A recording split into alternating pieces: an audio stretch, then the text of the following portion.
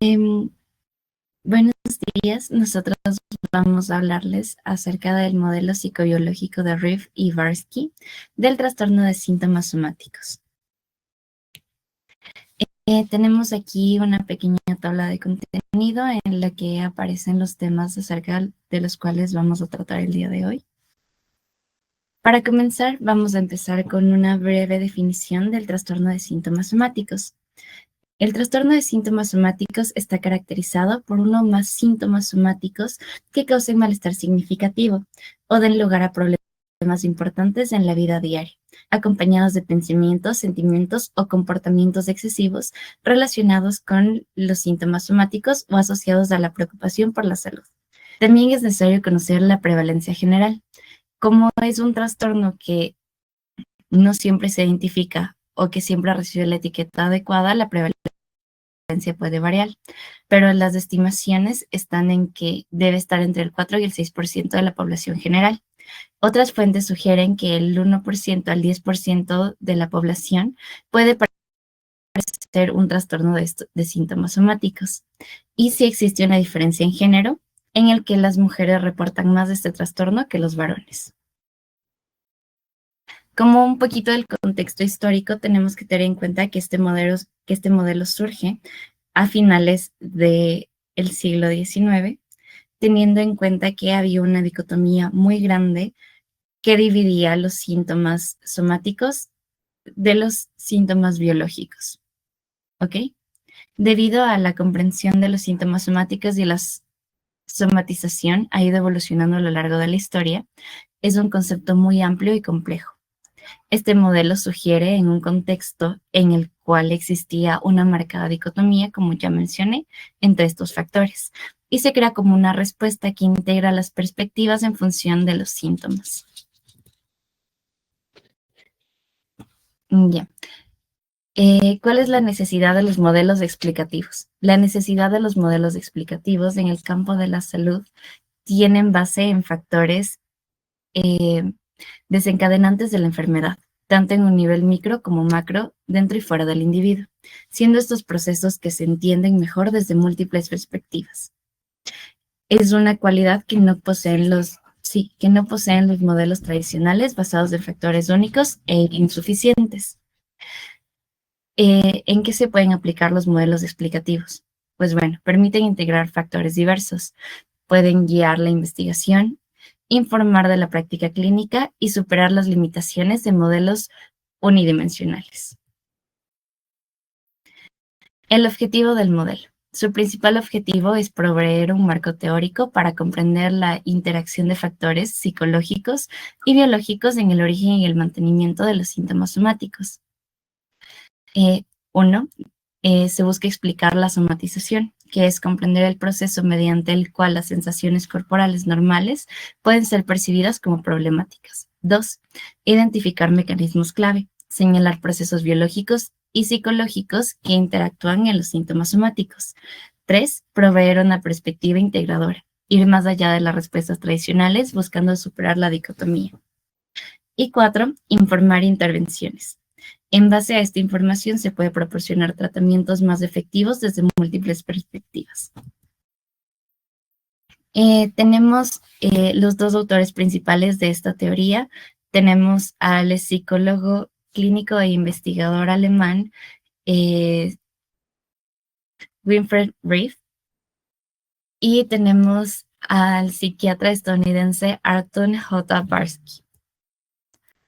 Dentro del contexto teórico tenemos que en esencia se propone un sistema de filtro, en los cuales por múltiples factores el procesamiento de las señales físicas pueden ser afectadas y disminuir su efectividad, planteando de manera multidimensional cómo las variaciones fisiológicas normales pueden ser amplificadas y malinterpretadas. Tenemos que tener en cuenta que está influenciado por diferentes modelos, tales como el modelo cognitivo-conductual, que incorpora elementos fundamentales de este modelo, tales como la importancia de las cogniciones y los comportamientos en el mantenimiento de síntomas. También tenemos a la perspectiva psicofisiológica. El modelo sugiere que la sensibilización a las señales corporales o el umbral más bajo para la percepción de las señales de dolor pueden contribuir a que la experiencia de estos síntomas sea mayor. También existen conceptos de expectativa, o como podríamos denominarlo, efecto placebo, el cual habla de los efectos dinámicos de la interacción entre las expectativas y el tratamiento médico. Y por último, tenemos el enfoque biopsicosocial, reconociendo la contribución de factores biológicos, psicológicos y sociales al desarrollo y mantenimiento de los síntomas somáticos.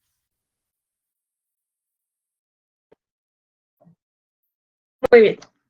Hablando un poco sobre las influencias teóricas, como ya se mencionó con base al contexto teórico, tenemos principalmente el modelo psicobiológico que toma con base teorías cognitivas como la de Aaron Beck, que propone que los esquemas mentales influyen en cómo interpretamos las sensaciones físicas. También incorpora la teoría de la hipervigilancia somática de Penn-Baker, que muestra cómo la atención constante al cuerpo puede aumentar la percepción de este malestar. Y también se nutre de la psicología evolutiva, que plantea que una alta sensibilidad corporal pudo ser útil para detectar enfermedades, pero en la actualidad puede generar interpretaciones disfuncionales.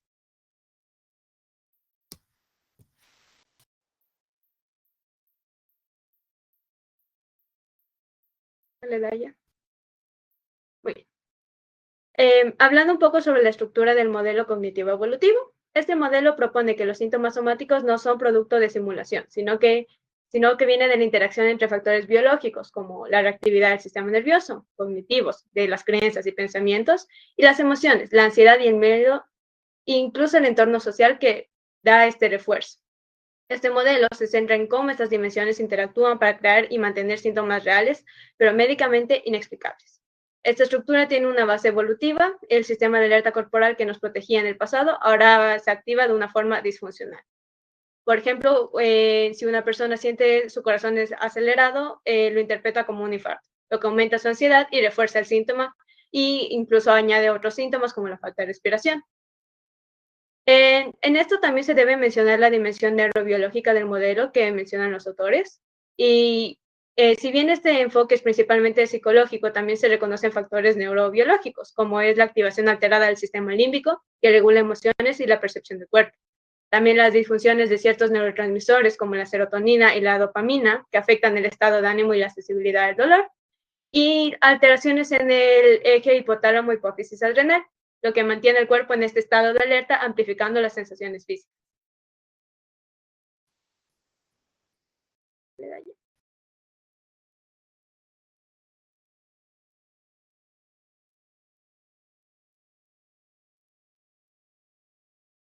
Hablando sobre los principios básicos del modelo, tenemos que los síntomas son reales, aunque no siempre tengan una base médica visible. También hay una amplificación central, es decir, que el cerebro interpreta señales normales como más intensas o peligrosas de lo que en realidad son. También que existe esta interacción mente-cuerpo, donde los pensamientos negativos generan emociones que intensifican las sensaciones físicas, cerrando este ciclo que mantiene el malestar. Como vemos en la imagen, tenemos estos filtros que nos ayudan a mantener este ciclo de ansiedad. La ansiedad refuerza el síntoma y viceversa. Por ejemplo, si es que pensamos que el dolor es muy grave y esto nos genera miedo, lo que intensifica la sensación física y refuerza la creencia de que es grave.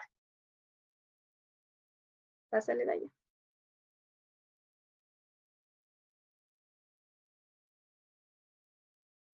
Hablando sobre algunos procesos claves del modelo, se identifican tres procesos principales, que sería la hipervigilancia corporal, que es decir, esta forma de prestar demasiada atención a las sensaciones internas.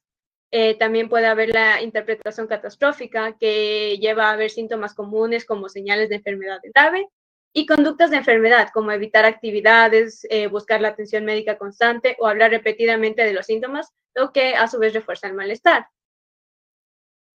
También esto se puede dar como, por ejemplo, si es que la persona siente algún adormecimiento en el brazo y lo busca en internet durante horas convencida de que es alguna enfermedad más grave porque empieza a reforzarse su ansiedad.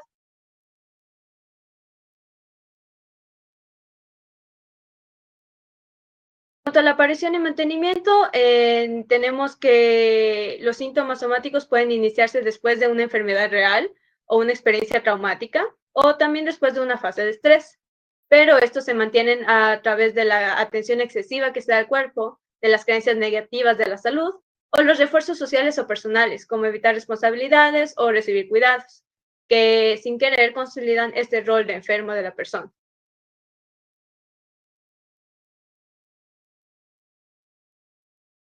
En cuanto a los mecanismos explicativos, tenemos que el modelo explica el mantenimiento de los síntomas a través de varios mecanismos, como sería el ciclo de ansiedad, síntoma-ansiedad. El síntoma genera ansiedad, lo que intensifica la percepción del síntoma. Hay estos sesgos en la memoria y la atención, el cómo recordar más los episodios de malestar que los de bienestar, como nuestra mente se sesga y lo único que nos acordamos es en nuestra enfermedad y lo que nos hace sentir. Y también la confirmación de creencias disfuncionales, donde se interpretan los eventos de una forma que validan la idea de la enfermedad. Por ejemplo, si una persona recuerda todos los días que se ha sentido mal, pero ignora los días en los que estuvo bien, reforzando la idea de que está enferma siempre.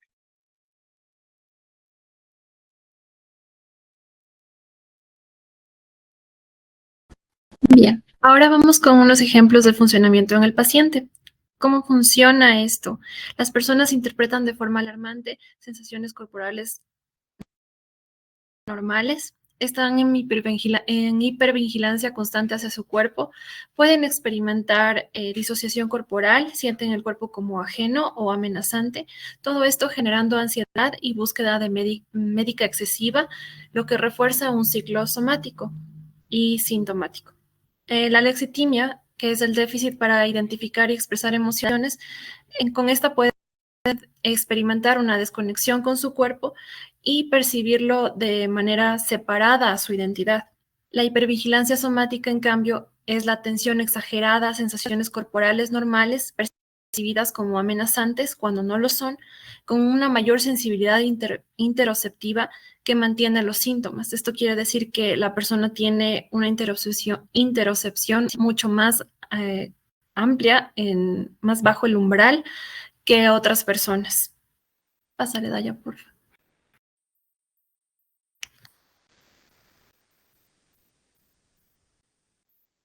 Factores implicados son los predisponentes, los precipitantes y los mantenedores. Los predisponentes está la historia de trauma, el estilo de apego inseguro, la lexitimia, el neuroticismo y también existen los rasgos de personalidad en la ansiedad y modelos parentales como padres sobreprotectores con enfermedades crónicas también que pueden influir en esta percepción y la atención a sensaciones corporales.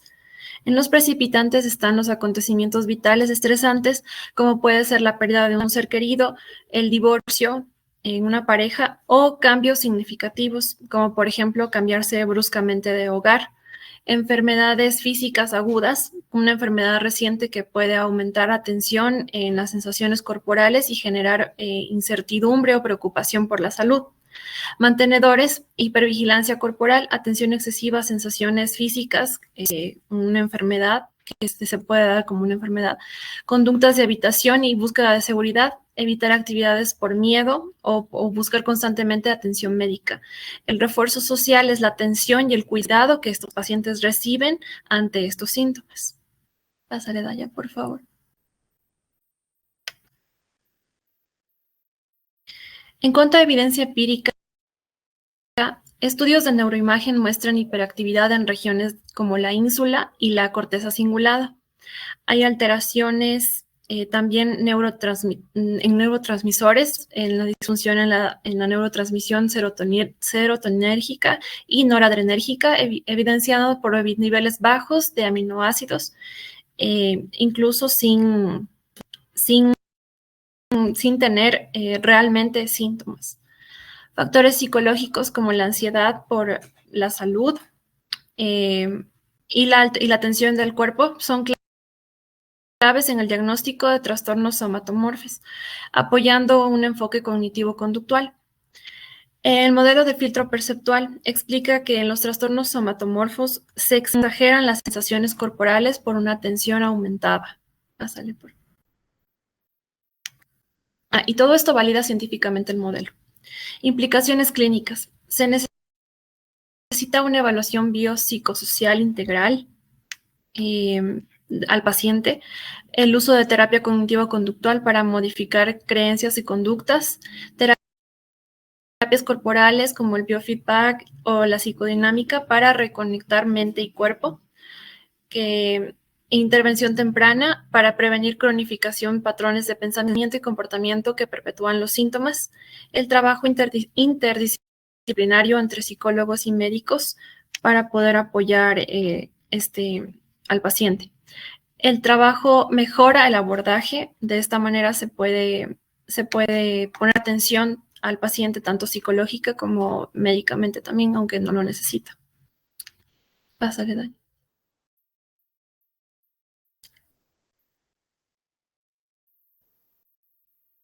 Ya. Aplicaciones terapéuticas. Está la terapia cognitivo-conductual, centrada en la hipervigilancia somática, que corrige creencias disfuncionales y reduce la ansiedad por salud. En las terapias corporales y enfoque de embodiment son terapias como el feedback, que ya mencioné, el feedback, y la psicodinámica corporal, que ayudan a reconectar la mente con el cuerpo, mejorando una regulación emocional y reduciendo estos síntomas. La intervención farmacológica complementaria, en el caso de necesitarla, están los ISRS y antidepresivos tricíclicos o duales, que son efectivos según el tipo de trastorno somático.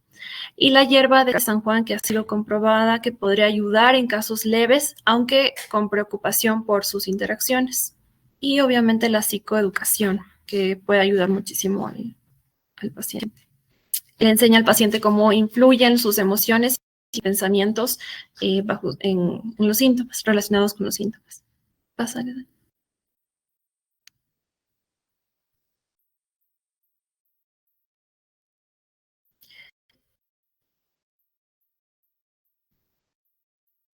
Y bueno, en conclusión, el modelo propone una comprensión integral de los síntomas somáticos, superando la dicotomía mente-cuerpo al reconocer cómo la atención, las emociones, las creencias y la biología interactúan dinámicamente para producir y mantener el malestar físico en ausencia de una enfermedad médica clara.